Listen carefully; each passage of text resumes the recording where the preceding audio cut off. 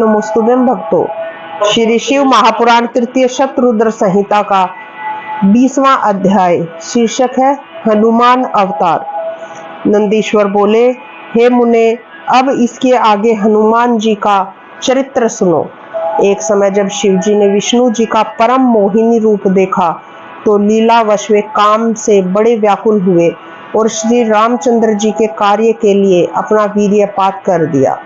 सप्त ऋषियों ने उस वीर्य को पत्ते पर स्थापित कर गौतम की पुत्री अंजनी के कर्ण के द्वारा रामचंद्र जी के कार्यार्थ प्रवेश कराया। फिर तो उस वीर्य से महाबली और पराक्रम युक्त वानर शरीर वाले हनुमान जी उत्पन्न हुए।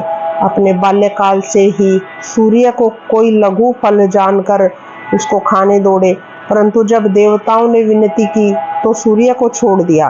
देवताओं और ऋषियों ने उन्हें बहुत से वरदान दिए। उन्होंने सूर्य की सब विद्याएं पढ़ी और माता की आज्ञा से सूर्य के अंग से उत्पन्न सुग्रीव जी से मिले।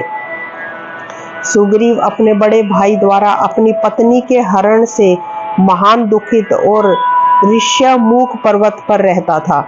हनुमान जी सुग्रीव के पास रहने लगे, उसके मंत्री हो गए और सब प्रकार उनका हित करने लगे। इधर भार्या जानकी के हरण से दुखी श्री रामचंद्र जी अपने भाई लक्ष्मण के साथ वहां पहुंचे। उनके साथ मित्रता हुई। श्री रामचंद्र जी ने भाई की स्त्री भगाने वाले पापी वीर अभिमानी बाली नामक वानर राज को मार डाला। फिर उन वानेश्वर हनुमान ने बहुत से वानरों को साथ ले सीता जी की खोज की और समुद्र को लांघकर लंकापुरी को गमन किया। वहां जाकर उन्होंने पराक्रम पूर्ण बड़ा ही अद्भुत चरित्र किया। जानकी जी को उनके स्वामी श्री रामचंद्र जी का समाचार सुनाया। रावण की वाटिका को उजाड़कर कौतुक में ही संपूर्ण लंका को जला दिया। केवल एक विभीषण के घर को छोड़ दिया। फिर समुद्र में कूद अपनी पूंछ बुझा शिवजी के अंश से श्री रामचंद्र जी के पास आए और सीता जी ने जो अपने सिर की मणि उन्हें दे दी थी उसे रामचंद्र जी को दिया। श्री रामचंद्र जी की आज्ञा से वानरों सहित बहुत से पर्वतों को लाकर समुद्र में पुल बांध श्री रामचंद्र जी की विजय इच्छा से शिवलिंग की प्रतिष्ठा करा कर पूजन किया तथा शिवजी से विजय वर ले श्री रामचंद्र जी ने लंका को घेर लिया।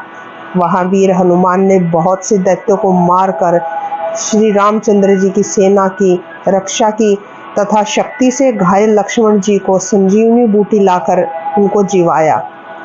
महाबली हनुमान ने कुटुंब सहित रावण को नष्ट किया और परिश्रम रहित हो सब देवताओं को सुख दिया। फिर अहि रावण को मार लक्ष्मण सहित राम को लाए तथा रामचंद्र जी का सब कार्य शीघ्रता से करते और दैत्यों को मारते हुए अनेक लीलाएं की। उन्होंने श्री रामचंद्र जी को सुखी किया तथा उनके भक्त को भूलोक में उनकी शक्ति स्थापित की। इस प्रकार भगवान शिव का अवतार भक्तों का उद्धार करने वाला है। इसमें महावीर हनुमान सर्वदा राम कार्य करने वाले हैं। हे तात, यह आख्यान धनदायक, यशवर्धक और सर्व कामनादायक है।